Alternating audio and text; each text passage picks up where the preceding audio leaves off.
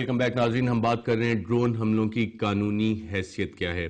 Doctor نیاز شاہ, break پہ جانے سے پہلے ہم بات کر رہے تھے کہ سیلف ڈیفنس کا پرنسپل انٹرنیشنلی القاعدہ پہ اپلائی ہو سکتا ہے یا نہیں؟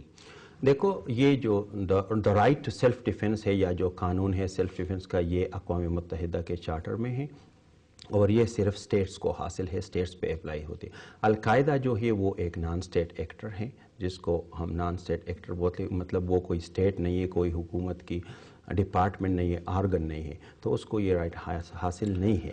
نیاز صاحب, آپ نے ایک اور کتاب بھی لکھی, Islamic law and the law of arm conflict, جو کہ کتاب 2011 میں پبلش ہو رہی ہے. اگر ہم عالمی خلافت اسٹیبلش کرنے کا پرنسپل لے کے چلیں اور اس میں اگر القاعدہ کی ایمز اینڈ آبجیکٹیوز کو اس حوالے سے دیکھیں تو قوانین پہ یونائٹڈ نیشنز کے بھی نہیں بدل سکتے؟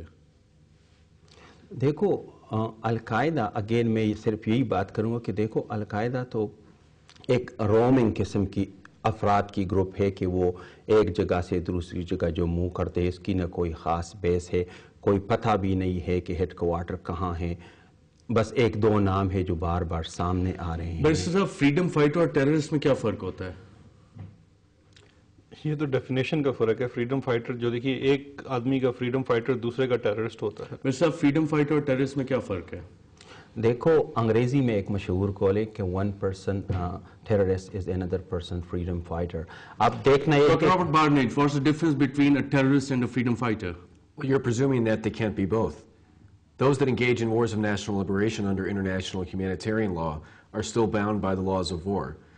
Additional Protocol 1 from 1977 to the four Geneva Conventions define wars of national liberation, essentially those that are fighting against alien occupation, racist regimes, in accordance with an exercise of their right of self-determination. They are still bound very clearly by international humanitarian law, these bona fide freedom fighters, not to engage in acts of terrorism. This is very clear in a number of provisions of the Geneva Conventions and the two additional protocols from 1977. So does this principle also apply on Al-Qaeda? Because if you look at their aims and objectives, they are against alien occupation. First they were against alien occupation in Iraq, the Arab lands, and then in Afghanistan. And once coming to the terrorist attacks, if you look at the drone strikes and the acts perpetrated by Al-Qaeda in which the civilians die in both the cases, how do you correlate it? Doesn't that same principle apply here hypothetically? Well, I think we have to understand that Article 1.4 of Additional Protocol 1 from 1977 provides a very specific, legally tight definition of wars of national liberation, so-called freedom fighters.